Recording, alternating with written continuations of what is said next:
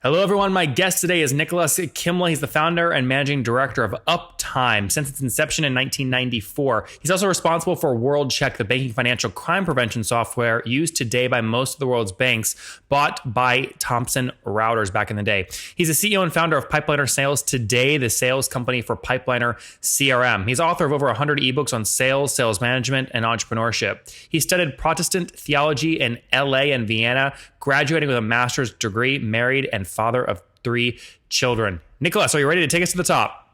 Yeah, wow. It's a lot. It is a lot. All right, let's double down and focus on Pipeliner. So what's the company do and how do you make money? Well, first of all, it's great to be on your show. It's happy to participate in that. Out of my accent, you can see, even living in California, I have a little bit different, even we are the same country as Arnold is coming from Austria. And I moved 6 years ago to build our Pipeliner in the US because I realized our CRM, if you want to start it from the scratch, in Europe, especially in Vienna, it will not work. The market is too small. There's too many things going on over there. And then you have the language barrier because you see, I'm traveling, let's say, not even an hour, and I have to speak Slovak, or I have to speak Hungarian, or I have to speak Italian. And so this is really contextualizing very complicated. So I came here 6 years ago to build Pipeliner, and I think the unbelievable story on that is that we really had an absolutely phenomenal concept that we have delivered, and we did that. And so we were growing and we are expanding. We are right now with hundreds of companies around the world in 35 countries already. So Nikolaus, so how many customers do you have? We have over hundreds in different countries. Yeah. Okay, but like, is that 100 or 300 or 700? No, it's over 1,000. Yeah. Got it. It's going in that direction. Well, then, Nikolaus, just to be clear, sorry, you have 1,000 paying customers or more or less? More than that. Okay, so what's the actual number? Well, this is happening. In the SaaS business, it's always moving in different direction. What you can see, because I give you an example. We have universities right now, even on the contract, and we have other outlets that are going in that direction. If you really go to big companies in that area and not are using the single individual users, we have over 700 paid companies B2B in 35 countries. That's what I was looking at. So in terms of paying companies using you have about 700. Yes, more than that. Yeah, around 700. Okay, yeah. Good. And how do they pay you? I mean, are they paying you per month, per seat? And if so, what's the average price? No, we have a tier structure. Our tier structure goes from we have our business version. We call that our starter, business, and enterprise. And so it depends on the tier structure what some companies having. And so it's paid, not monthly. We are doing that by yearly. Okay. But our approach is very different than any other companies today. First of all, we are really an enterprise system. I'm coming from banking compliance, as you said before. We have created the biggest compliance solution in the world. Well, Nikolaus, real quick, sorry, I want to focus on the pricing for a second before we move on to other strategies that you're implementing. So, what's the cheapest price people can get started at? 420 a year or a month? No, per year, per user, per seat, per year. Per user, per seat, per year. Okay, and when you look at an average across your entire customer base, what do you think is a fair average for the first year contract value? No, we are going more to the business and enterprise version. We have some starter versions, sure, but they are in the minor. And what you can do with Pipeliner too is you can mix the tier structure. That means you can say, in my company, for instance, if you have a company, let's say with 50 to 100 user, and you have a couple of secretaries or whatever it is, and you say, well, they don't need all the other features. Why I should pay them our enterprise version? The majority needs enterprise, and so you can really mix the tier structure. That's great, Nikolaus. Yeah, but back to my question. So, is it fair to say first year annual contract value is somewhere around $5,000 on average, or is it more than that? It's more than that. Okay, more like can you tell me what it is? Is it 10 grand, 100 grand, a million? I cannot give you an exact number on that, and I will not do that, especially not public. The point is on that area, because it's very mixed. We have enterprise customers like A.G. Gallagher is one of the biggest insurance company in the world, broker company in Australia, where I have not even salespeople there.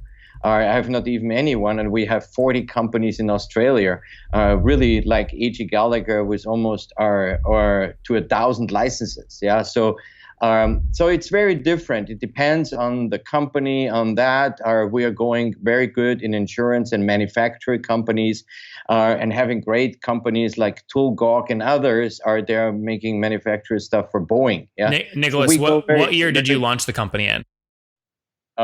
Well, as I said, the company, my team and I have created and revolutionized already one industry. And that was acquired by Thomson Reuters for $500 million. Yeah, Nicholas, my question is just simply, when did you launch Pipeliner CRM? There is not a simple answer to a question, because when you have a team together, I came here 2012. Okay. September 2012 from Austria. So end of September 2012, I arrived in Los Angeles and started with zero. Yeah, but the point is, the story that is behind my team and we are working. Some of them almost are close to 20 years together. And as I said, we're not young. We're really very experienced. I've turned 57. Yeah, a couple of months ago. We have revolutionized one industry, and we are right now in the process to revolutionize another industry. Well, what do you mean by that, though? Everyone says they revolutionize industries. What does that actually mean? Well, very good question. Very fair and good question. So here we go. When we started in the banking compliance, at that time, there was no databases out there. They put the people, the terrorists, the fraud people, the money laundry people in a database. We did that technically and hosted that for a long time, for over 15 years before it moved over, when Thomson Reuters came in, and we moved over then to AT&T. But the point was, and that was amazing in itself, from a story where it was done in 3 data centers simultaneously, with technology from Oracle, that you have the database. Because when you were going, let's say, to Bank of America or Citibank, and you wanted to open an account, it was matching our database. How we did that, we revolutionized, because nobody was doing that. And the compliance issue became very high end after 9/11, because George W. Bush, 10 days after 9/11, gave out a list of 19 most wanted terrorists. And we had in the database, WorldCheck, 17. They were there. And we were the technical company who put all together, hosted, programmed, and everything. It was amazing. And then it exploded. When we speak about what is that correlated right now to Pipeliner, to CRM, well, then I will tell you, I was by coincidence invited by IBM International to a big conference, and I realized that CRM, everybody has hype words. As you said, what is revolutionizing? Everybody's doing the same.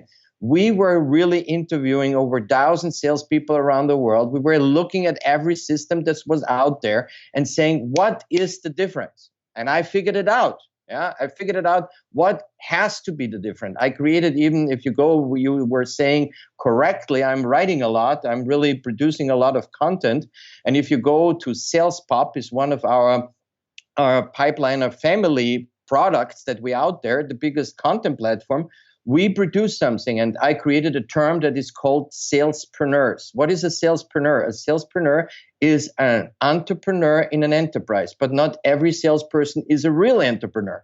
So how you do that? So we changed a few, how the operating system of a computer, in sales would actually work. But it's not only sales, because every company in the world needs today a CRM. Yeah, Nicholas, sorry, I don't mean to cut you off. I'd like to focus and stay kind of on the numbers, so we can then just compare the numbers to other CRMs and see if you've truly, revolutionized the market, right? So one of the problems a lot of CRMs have is churn. Tell me about your churn and how you've managed it. We are going in this direction, and we are doing something very different. And we built something also very different, because we are self-financed. Nobody in my industry, no one, there's not one single CRM system has ever done what we have done from a bottom-up approach. Because normally everybody. So Nicholas, sorry, you cut out. Just to confirm, you're bootstrapped today. You haven't raised any capital? That is correct. Okay, and walk me through, I think I cut out when I asked you this question. Walk me through churn. What is your churn today and how are you managing it? As I said before, I just speak about some stuff. I'm not in an interview. I have never met you before. Going out here and boosting some stuff. You can go there and you can look at our numbers. We have a different strategy. And I hope you respect that in a way. And if not, I'm sorry. Well, Nicholas, no, I respect you, but you can't come and say that you're doing something totally different and revolutionizing an industry constantly. Yeah, Nicholas, all I'm saying is I totally respect what you're doing, but I can't let you come on the show and say you're doing something different and revolutionizing everything without understanding how your churn numbers compare to other CRMs, right? Yes, it could be, or it's not true, because you see, or you can revolutionize in many ways. Or look at Google, who has revolutionized something, and at the beginning here, the guy has to speak to 300 investors because everybody was saying, "Oh my goodness, a search engine? Why we need another search engine?" So he had not to prove by numbers that he has revolutionized something because he revolutionized it anyhow. So yeah, but he had PageRank. He had many things to point to. You're using big, broad words that don't tactically mean anything. I want to give you credit, so I'm trying to force you to talk about real data points. The data points is that we have enough customers they're paying and they're enterprise. I think that's enough. Yeah, but you're not. So if I do the numbers, if you have 700 logos paying a minimum of $420 a month, that's 300 grand a month, and that's 300 grand a month in revenue. Yeah, but if you go to a website, the normal analysis, as I said, the business enterprise is a different price. So business costs $780 per user per seat per year, and we have $1,020 for enterprise per user per seat per year. So if you make your mathematics, you can come up with different numbers. Yeah, and I said also already. That we have only a few people in compared to the others in the starter version that we are offered, because we want that people have, as I said also, that when you're a bigger company, you have maybe secretaries or internal people that don't need maybe the full enterprise version. Sure. And that's what I'm saying. And if you're even taking those updated numbers, which I didn't have before, you just told me those numbers. If I take 1,200 times 728, that's less than $1 million a month in revenue. There are many other CRMs that have way more than that in revenue. That's true. I have not said. How many companies do you know that someone has started by the end of 2012, and we are in the year 2018, just in a couple of years from scratch zero, who is coming from the outside? And there was a red carpet, there was a music band, and there were at least 50 people standing at LAX and wanted to be employed. No, come on. Well, I don't care about that. Nicholas, hiring employees means you just increase your costs. I care about people building real businesses. And it sounds like you have something very unique here. I'm trying to get under the big terms you're using and really understand from a tech perspective what you have that is so unique based off your banking industry experience. This is what you have to follow. As I said, the different approach that we have taken. Which is what? Is as I said, we interviewed 1,000 people, number one. We have taken a technical, very different approach. We were going not a top-down, so on a bottom-up. We have our bottom-up approach from a technical perspective in regard how our Pipeliner can be used. Everything is visual, number one. Everything is visual and not the dashboard. Yeah, but so is HubSpot and so is Infusionsoft and so is a bunch. They're very visual. No, it's not true. If you go to the CRM and if you go to the stuff, when you really go to the areas of, we have, for instance, as the first company revolutionized multiple processes in the visualization of processes. But this is too technical to go there. Another thing is we are the only solution that has a button navigation on the screen. Why we do that? Because the brain cannot really follow on that. We have revolutionized their mobile stuff. When you go there and look at the mobile in some areas, how mobile is really working and how it's interacting. The next thing is in regard of. Yeah, Nicholas, sorry, I don't. My audience, they're going to hate this interview because they don't know what you mean when you say revolutionizing a mobile experience. I don't know what that means. Seeing is believing. This is what I said. If you see some stuff, then you would better. But you said there is no chance to show something.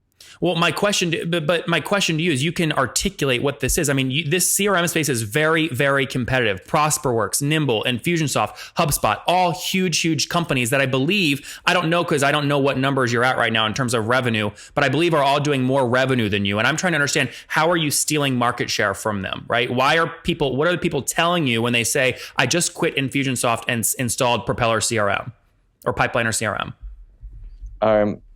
This is what I said before. You see, the point is, we are not selling like the others. We have a different strategy. Otherwise, we wouldn't gain market share, and we would not be existing and not growing in that area. How you can think for a moment, how you can even convince an enterprise customer that they are flanking out for instance, our Salesforce against Pipeliner. Why someone would do that? Take your buzzwords a little bit away that you are bringing at me, and go to the hard stuff. And the hard stuff, it starts with something when you really want to change something, and changing. What though, Nicholas? What? As I said, the first is the conceptual thing, how people are using anyhow software. Well, you said bottoms up. You said you're unique, that you're bottoms up. I can tell you a lot of HubSpot's growth has come from an individual employee using it once, them getting their team using it, and before you know it, they're selling to the CMO. That is a bottoms up approach. No, bottom up approach into technical things is coming out from a management perspective. I don't know what that means. Okay. That means when you have management, Salesforce and the system, technically, I'm speaking here technically, are created. What is management? What does management need?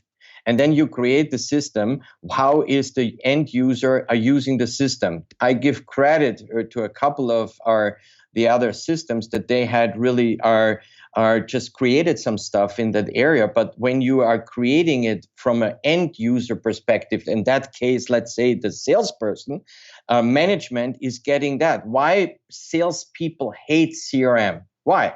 When every system is so good, and we are talking to them, why salespeople hate Salesforce? Why they hate all? And salespeople don't use my HubSpot. HubSpot is not a CRM system. First of all, it's a marketing automation tool. HubSpot has a free CRM that's getting market share very, very quickly with over 1 million users. Same thing with Infusionsoft. I just had Clayton Mask on. They've passed 175,000 paying customers and 10 million a month in MRR. These things are being used. HubSpot is used, and they are not tracking the CRM user. This is not true. And the tracking of their marketing automation is an add-on that they have not even further developed in the last couple of years. I was using HubSpot for many years. So Nicholas, we're running out of time, and I want to just get quick answers out of you on these last few things. I'm hoping you can give me just quick, direct answers. So in terms of growth, how are you deploying capital? I think this doesn't lead anything. We are different, and we have also a different approach. And you are I'm not doing that. Sorry, and I don't. You're not doing what? I don't know. The point is what. First of all, you're fading always away on my screen. That's also not very good. The second thing is, if you want to do an interview with me and you want really to make more, then you would have to send me some legitimate questions in some areas. Nicholas, have you listened to any other episodes before you came on the show? Have you read any of my 200 blogs at least, or my 44 ebooks that I was writing? No, what I did instead is I interviewed everyone. You want to interview me. I don't want to interview Nicholas. You. Excuse me, Nicholas. I'm going to end this interview if we can't have a good conversation. I've done extensive research in the CRM space. That's why I can quote numbers off the top of my head from every other play in the CRM space. You're using big buzzwords.